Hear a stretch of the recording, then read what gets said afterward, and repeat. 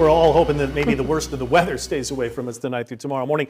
WDSU first warning weather, Doppler radar. We start because an impact day, one, for what's coming on shore right now could be some stronger storms. If we'd have some lightning, if these would be some stronger wind gusts and maybe some rotation, that's the first threat coming on shore right now. And then it's going to be for the threat of flooding for the second impact day, and this will last all the way through tomorrow morning.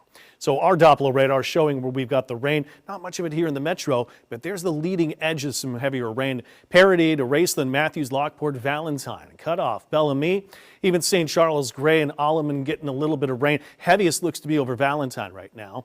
We look to the North Shore and just pockets of steady rain, North Shore, Covington, Madisonville, and Mandeville. Bogalusa to Franklinton's state line, Osika, Tangipahoa to Independence. Not a whole lot here, so it's just very light rain. But look at the thunderstorm activity still offshore. These are going to be the main events where those thunderstorms meeting up with the storms west that were under tornado watches earlier. No watches in effect, but they are going to meet up right over New Orleans in just a few hours from now. 70-degree temperatures, warm and humid for the time of the year with the dew points well into the 70s. The breeze is there too with winds around 15 averaged over a couple of minutes. So we still have a combination of the right wind structure, warmth and humidity to give a risk for those possibly strong severe storms, but still haven't found a whole lot of lightning and intense storms just yet. So to me, over the next 4 hours, this is going to be that threat for severe activity, but it's already starting to decrease. The center of that storm system contains a lot of the energy is farther north, and that's good. Look at the humidity plume. We're still on this north edge of, again, extends all the way into the Gulf. You'd say, well, why is that? Because it is what was left of Sarah that was the tropical storm over the weekend. So as the front interacts with that humidity, that's our flood risk. But then you're talking about cold temperatures. You're waiting for that first real fall chill to set in. You got it. We're not going to feel it, though, as soon as tomorrow. You're going to have to wait a couple of days. So we're looking at the radar lining up with the short-term data, and it lines up pretty well. We look at still light rain up till midnight, and again, then the heavier storms will come in. I showed that timing between the storms west, southwest meeting up right around that 2 o'clock hour. We look towards the severe threat to be from now up until then, but it's a low-level risk, level 1 out of 5, what we call a marginal threat. It's the isolated weak spin tornado, but again, that threat's decreasing.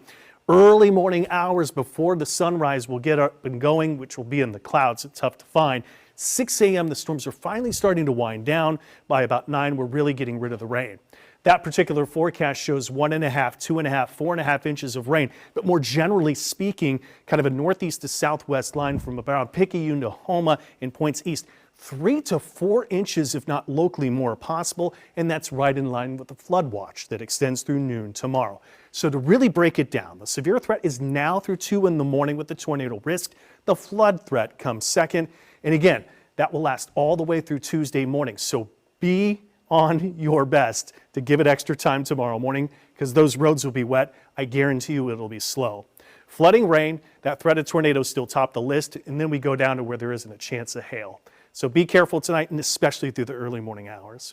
Temperatures tomorrow, I showed you the cold air is not coming in just yet. We'll recover some sunshine. We're back up to 80 now into Wednesday. We'll tap into some stronger winds. High temperatures only up to about 71, 72 to 73. And then the cold air is realized into Thursday morning, Friday morning, Saturday morning. The chill is still here. Second half of the weekend to next week will warm up once again.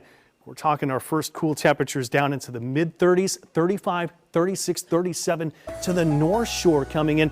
And that's going to be the Bogalusas, the Franklintons. This is Slidell's temperatures obviously here, but I'm talking first potential frosts of the season. Highs only into the 60s again. Just in the meantime, tracking the chance for severe storms up till 2 a.m. Up until about 6 to 7, the flood risk will exist.